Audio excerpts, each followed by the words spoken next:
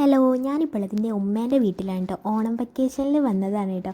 ഉമ്മേൻ്റെ വീട്ടിൽ വന്നത് സ്ഥിരം പോകുന്നൊരു കടയാണ് കേട്ടോ. എവിടെ പോയിട്ട് എന്തേലൊക്കെ മേടിക്കും. ഒരു ദിവസം തന്നെ 5-6 വട്ടം പോകും കേട്ടോ. മിഠായി മേടിക്കാനൊക്കെ കാര്യമായിട്ട് പോകണേ. നിങ്ങളിപ്പോൾ കണ്ടുകൊണ്ടിരിക്കുന്നത് തന്നെ ക്രിസ്പലിലേക്കുള്ള ഒരു ഐഡിയാണ് കേട്ടോ. ഒരു ക്രിസ്പലും ഉണ്ട്, 5-6 ആൾക്കാരും ഉണ്ട്.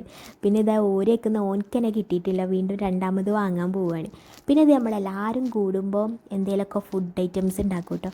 അങ്ങനെ ഇതേക്കണ് സാമ്പാറും അതുപോലെ ബീഫ് വരട്ടിയത്, ചിക്കൻ പൊരിച്ചത്, അങ്ങനെ കുറേ ഐറ്റംസ് ഉണ്ടാക്കിയിട്ടുണ്ടായിരുന്നു കേട്ടോ.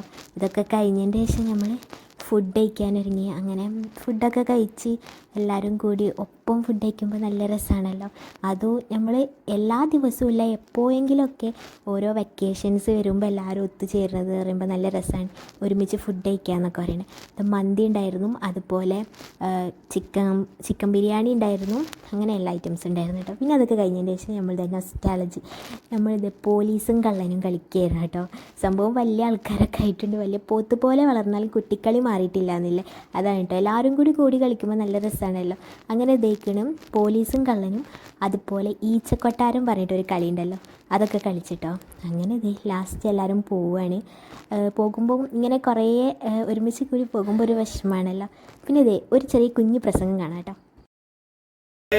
നമ്മളെ കളി കഴിഞ്ഞത്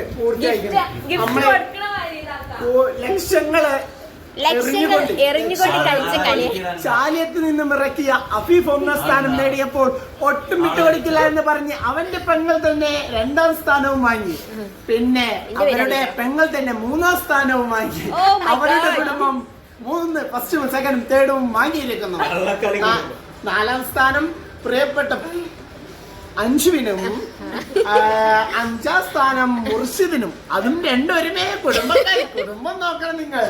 അത് കഴിഞ്ഞ് അവൾ 6ാം സ്ഥാനം പൊന്നൂനും. ഇങ്ങനെ പറഞ്ഞാൽ പോലെ എല്ലാവരും